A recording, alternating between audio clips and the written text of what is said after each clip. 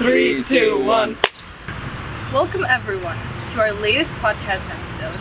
I'm Jelena Karamatić and joining me is Klara Jovanović. Today we have the pleasure of hosting some extraordinary guests. Brigita and Niko, winners of the English language competition, and Dado, winner of the spelling. First, congratulations on your incredible success. We're truly excited to dive into your stories, uncovering the dedication and perseverance that propelled you to victory.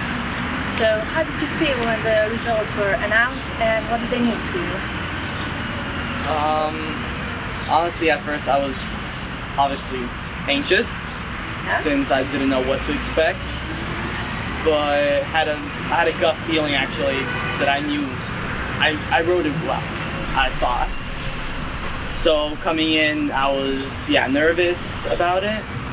But when the results were announced, I was obviously ecstatic about the result. Like Niko said, I felt very relieved because waiting for the results to come, I felt very anxious.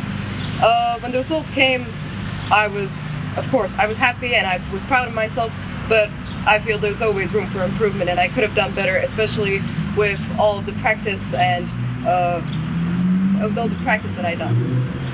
Well, honestly, I was kind of surprised with the results. I really didn't expect to win. I went because of friends, but it obviously felt good when I won. So, can you share your thoughts on your placement and whether you were satisfied? I think at first I expected more. I was third, yeah. It does sound a little... It sounds wrong, but I did expect more.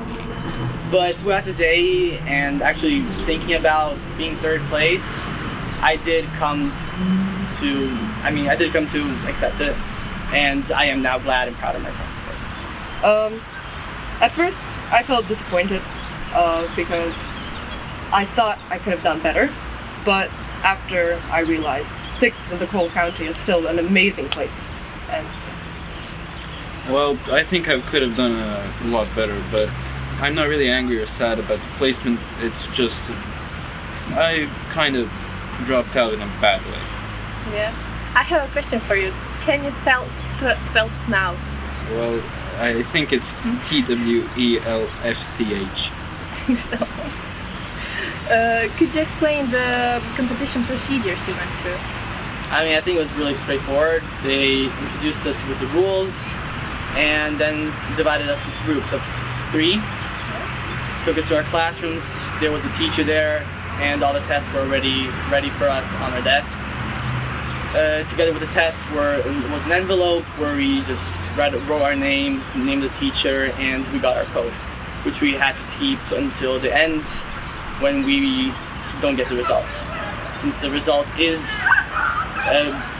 we get them in our code, so that's where it's important to keep it to verify that's your code. Niko said everything that had to be said. You two went together, so it's the same. Yeah. For you? Well, the school spelling bee and the regional spelling bee took place in the American corner. I'd say the organization was pretty good and there was no stress. So, what was your experience like with the organization hosting the competition? They're friendly. It's obvious it's friendly. It was well organized. Everything was pretty much on time. The teachers were professional. It was just well organized. Yeah, we felt very welcome, and they gave us croissants and waters so we could eat or drink during or after the test. And yeah, it was very, very pleasant.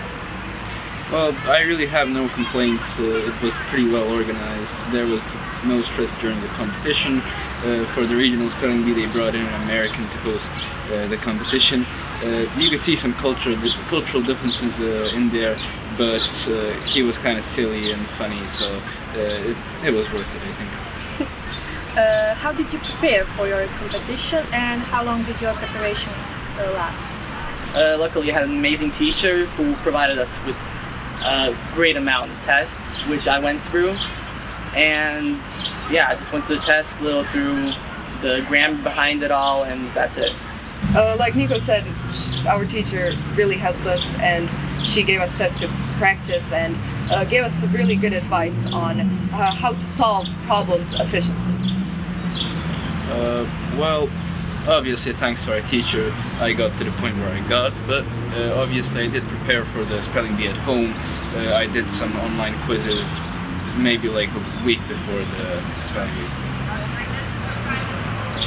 So, would you say your success in English is primarily driven by your love for the language, or it was just knowledge and skills? I mean, I'd say it's a little bit of both. I mean, I love English, I love learning it, I love speaking English, but also I do have some previous knowledge, which of course did help me to get where I did.